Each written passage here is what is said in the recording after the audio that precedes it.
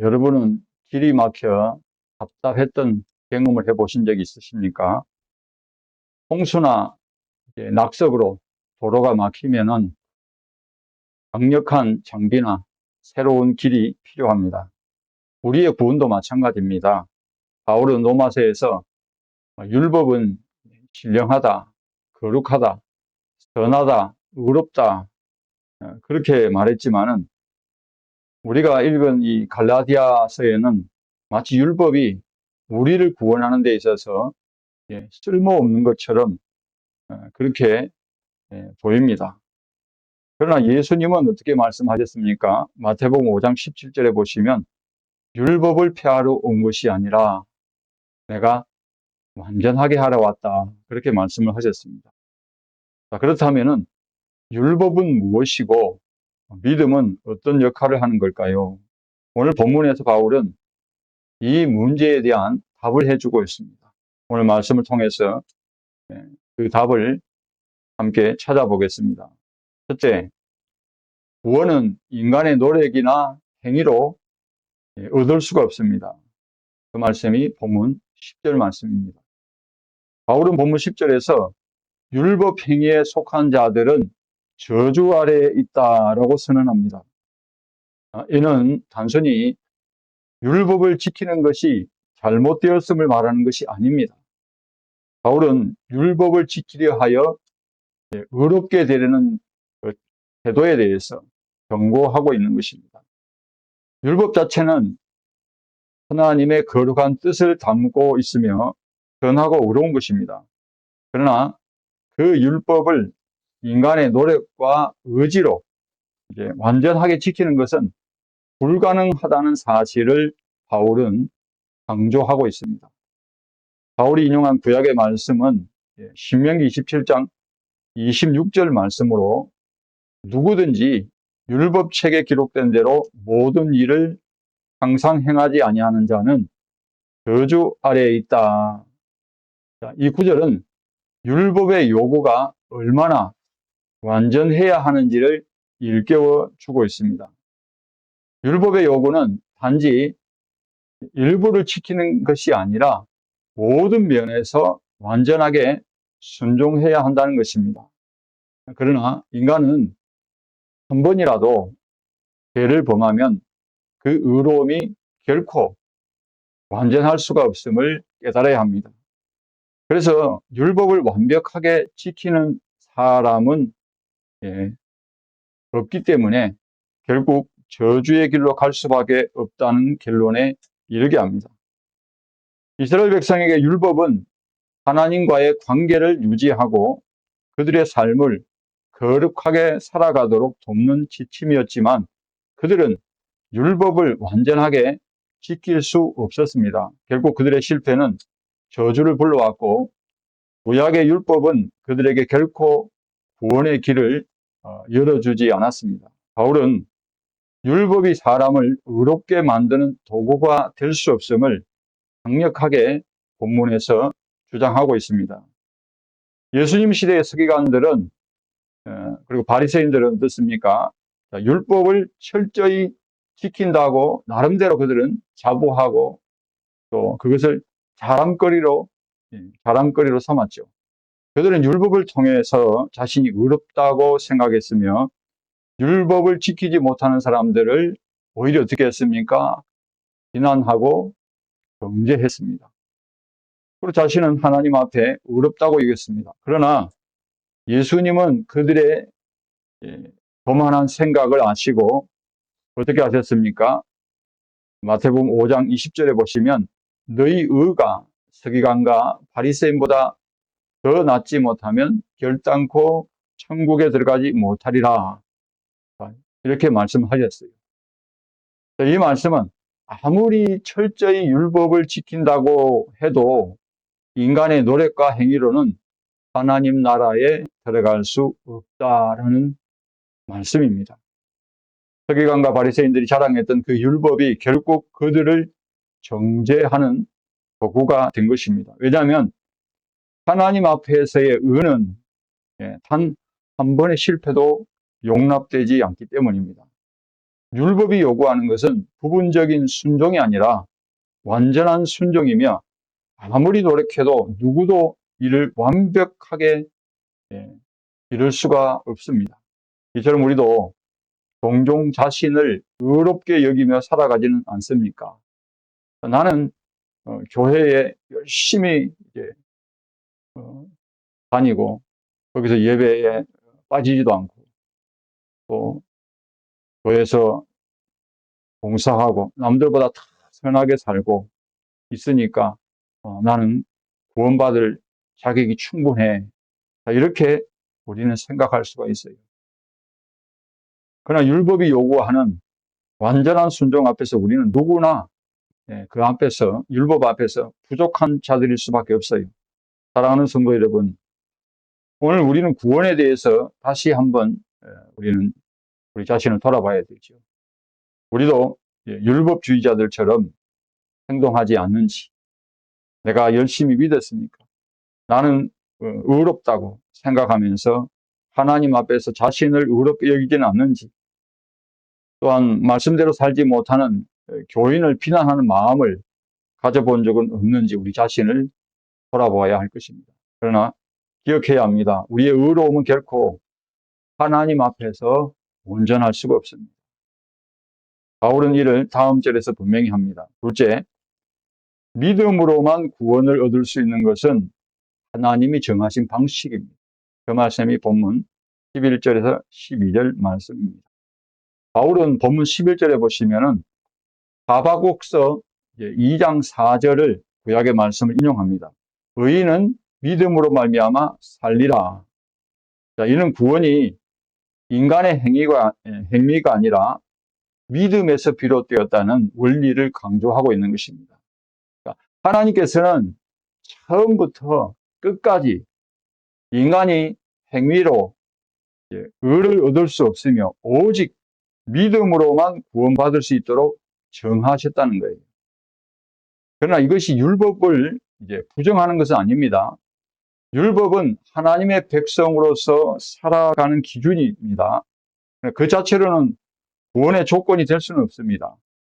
하나님을 신뢰하는 믿음에서 나오는 순종은 의미가 있지만은 믿음 없이 율법을 지키려는 것은 단순한 형식적인 종교 행위에 불과하다는 것입니다. 서기관과 바리새인들이 그들은 나름대로 율법을 철저히 지키고 살아왔다고 하지만은 하나님 앞에서 의롭다함을 받지 못한 이유가 바로 여기에 있습니다. 바울은 본문 12절에서 율법은 믿음에서 난 것이 아니니라고 선언하며 율법을 지키는 것이 구원을 이루는 것이 아님을 분명히 하고 있습니다. 인간의 행위가 아니라 하나님이 정하신 방식, 즉 믿음을 통해서만 구원이 주어진다는 거예요. 그러므로 사랑하는 성도 여러분, 여러분은 무엇을 의지하고 계십니까? 혹시 나의 착한 행실, 그리고 신앙의 열심, 또 교회 봉사, 어떤 도덕적인 삶을 의지하고 있지는 않습니까? 물론 그것들은 우리 신앙생활에서 중요한 요소입니다. 그러나 그것이 우리의 구원을 보장해 주지는 않습니다. 구원의 유일한 길은 나의 행위가 아니라 오직 예수 그리스도를 믿는 믿음입니다. 우리는 매일 스스로에게 다음과 같이 신앙을 점검해야 합니다. 나는 정말 하나님을 신뢰하고 있는가? 나는 나의 행위가 아니라 예수 그리스도를 의지하고 있는가? 신앙생활에서 행위는 중요한 역할을 합니다. 그 행위는 그러나 여러분 어디에 뿌리를 두어야 됩니까? 반드시 믿음의 뿌리를 두어야 합니다. 믿음이 없는 행위는 있을 수가 없잖아요. 내가 교회에서 봉사하고 또 기도를 하지만은 그것만으로는 구원이 이루어지는 것이 아닙니다. 중요한 것은 그 모든 행위가 하나님을 신뢰하는 믿음에 근거해야 된다는 거예요.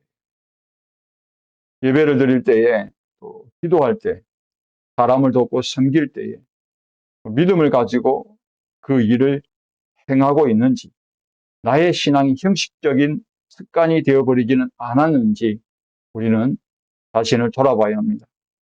하나님을 신뢰하지 않으면서 종교적인 행위를 반복하고 있지는 않는가. 우리는 매일 믿음의 기초를 점검해야 합니다.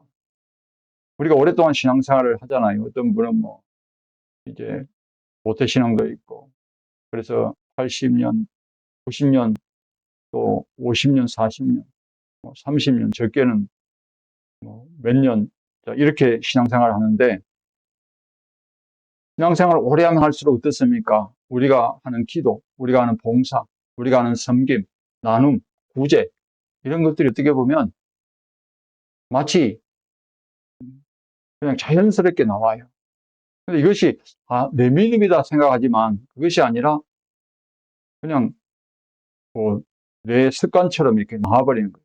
정말 하나님을 신뢰하고 하나님을 믿는 믿음에서 나오는 그런 그 행위가 아니라 그냥 내 버릇처럼, 내 습관처럼 그냥 당연하게 나가는 거지. 거기에는 어떤 뭡니까? 모습은 있는데 실제로 그 안에는 정말 하나님께 감사하는 마음으로, 하나님을 신뢰하는 마음으로 그런 믿음에 근거한 그런 행위가 빠져버릴 수가 있다는 것입니다. 그래서 그런 행위는 우리의 신앙 활동이, 신앙생활이 그 의미를 잃게 만들 수가 있어요. 그러므로 매일 우리는 하나님 말씀을 묵상하고 또 기도하는 시간을 가지면서 예수 그리스도를 깊이 신뢰하는 우리가 훈련을 해야 합니다. 우리의 구원은 우리의 행위에 달려 있는 것이 아니라 오직 예수 그리스도를 향한 변함없는 믿음에 달려 있습니다. 믿음의 기초를 굳건히 세우고 그 믿음 위에 올바른 우리가 신앙생활을 하며 살아가는 귀한 성도님들이 되시기를 주님의 이름으로 축복합니다. 셋째로, 예수님은 율법의 저주를 대신 짊어지심으로 믿는 자에게 하나님의 복과 성령을 약속하십니다. 그 말씀이 본문 13절에서 14절 말씀입니다. 바울이 본문 13절에서 여기 보면 저주라는 단어를 몇 번이나 반복하고 있죠. 3번이나 사용하고 있습니다. 이것은 강조입니다. 바울은 율법의 저주와 그리스도께서 받은 저주를 어떻게 하고 있습니까? 서로 연결하고 있어요. 이는 율법을 완전히 지키지 않으면 저주를 받을 수밖에 없는 인간의 이 상태와 그리스도께서 우리를 대신해서 그 저주를 받으셨다는 구속의 의미를 강조하고 있는 것입니다. 바울이 나무에 달린 자는 저주 아래에 있다라고 언급한 이 말씀은 신명기 21장 23절에 있습니다. 사람을 죽인 자는 율법에 어떻게 합니까? 나무에 달아 이제 형벌을 당하는 거예요. 나무에 달아서 이제 죽임을 당하는데, 그렇죠. 그 나무에 달린 자는 하나님께 저주받았다라는 것을 이제 보여준다는 거예요. 바울은 이 구절을 인용하여서 그리스도께서 십자가에 달려 죽으심으로 우리를 대신하여 저주를 받으셨다는 것을 강조하고 있습니다. 이는 그리스도의 죽음이 단순한 죽음이 아니라 인간의 죄와 율법의 저주를 대신한 대속적 죽음을 뜻합니다. 율법의 저주에서 속량이란 인간이 율법을 지키지 않음으로 인해서 겪게 되는 저주, 즉 의롭게 되지 못하고 하나님의 진노를 받아야 하는 상태, 그러한 상태로부터 그리스도의 대속적 죽음으로 구속이 된다는 그런 의미입니다. 따라서 십자가에서 예수께서 못 박히신 것은 단순한 죽음의 형벌이 아니라 율법을 완전하게 지킬 수 없었던 인류를 대신해서 받으신 하나님의 저주를 상징합니다. 예수님은 그 저주를 대신 짊어지심으로 믿는 자들에게 구속과 구원의 길을 여셨습니다. 바울은 본문 14절에서 그리스도의 죽음이 믿음으로 구원받은 이들에게 성령을 주시기 위한 기초가 되었다라고 말씀하고 있어요. 이 구절에서 여기 이는이라는 접속사가 나오는데 그리스도께서 저주를 짊어지신 그 결과가 이제 나타나는데 그 구속의 목적을 설명하고 있다는 거예요. 그리스도의 대속적인 죽음은 아브라함의 복을 이방인에게도 미치게 하기 위한 목적이었다는 것입니다. 아브라함에게 약속된 복은 믿음을 통한 의로움과 관련이 있는데 예수 그리스도를 통한 믿음으로 이 복이 이방인에게도 확장되는 과정을 설명합니다. 이 구절에서 성령의 약속은 믿음으로 구속을 받은 자들에게 주어지는 하나님의 선물이라는 것입니다. 즉 그리스도를 믿고 의롭게 된 사람들에게 주어지는 성령의 내주하심, 그리고 그로 인한 하나님의 임재를 뜻합니다. 성령의 약속을 받는 것은 구원의 최종적인 결과로 그리스도의 죽음이 믿음으로 구원받는 이들에게 성령을 주시기 위한 기초가 되었다는 의미입니다. 그러므로 사랑하는 성도 여러분, 예수님의 대속을 깊이 묵상하며 감사하시기 바랍니다. 이제 3월 5일부터 우리는 이제 또 사순절 기간을 보냅니다. 예수님께서 우리를 위해서 저주를 대신 짊어지셨다는 사실은 우리가 받을 마땅한 심판과 고통을 예수님이 대신 당하셨다는 깊은 의미를 지닙니다. 그리스도의 대속적 죽음은 단순히 우리의 죄를 용서하는 것에 끝나지 않아요. 믿는 자에게 성령을 약속하여 주셨으며 새로운 삶을 그로 인해서 시작하게 하신 것입니다. 이 약속은 우리가 예수님을 믿고 따를 때에 성령이 우리와 함께 하시고 우리의 삶을 변화시키는 놀라운 은혜를 경험하게 되는 것입니다. 성령은 그리스도를 믿는 자들에게 새 힘을 주시고 능력을 주시죠. 그래서 고난과 어려움을 견디게 하시고 하나님의 뜻에 따라 살도록 이끌어 주십니다. 예수님이 십자가에서 이루신 그 구속의 역사는 단지 예수님 시대에 2000년 전에 과거의 사건으로 끝난 것이 아니라 오늘날 우리 믿는 자들의 삶 속에서 계속해서 살아 움직이고 있습니다. 바로 성령의 인도하심을 받고 성령의 위로하심을 받고 그런 가운데 우리는 하나님의 뜻을 이루기 위해서 우리는 성령과 동행하며 살아가고 있습니다. 따라서 우리가 율법의 저주에서 벗어날 수 있었던 것은 오직 예수 그리스도의 대속 그 공로 때문이며 그리스도를 믿는 믿음 안에서 우리는 구원을 받게 된 것입니다. 믿음으로 의롭다 하심을 받으며 성령의 감동하심을 통해서 우리는 하나님의 복을 누리는 삶을 살아가게 된 것입니다. 사랑하는 성도 여러분, 우리는 더 이상 율법의 무거운 짐을 지고 살아가지 않습니다. 우리의 구원은 우리가 행한 일이 아니라 예수 그리스도의 은혜로만 이루어진 것입니다. 그 은혜에 감사하며 성령을 통해서 더욱 우리는 온전한 믿음의 삶으로 살아가는 것입니다. 예수 그리스도의 구속의 은혜 안에서 하나님의 복을 누리며 우리의 믿음의 성장을 이루어가는 것입니다.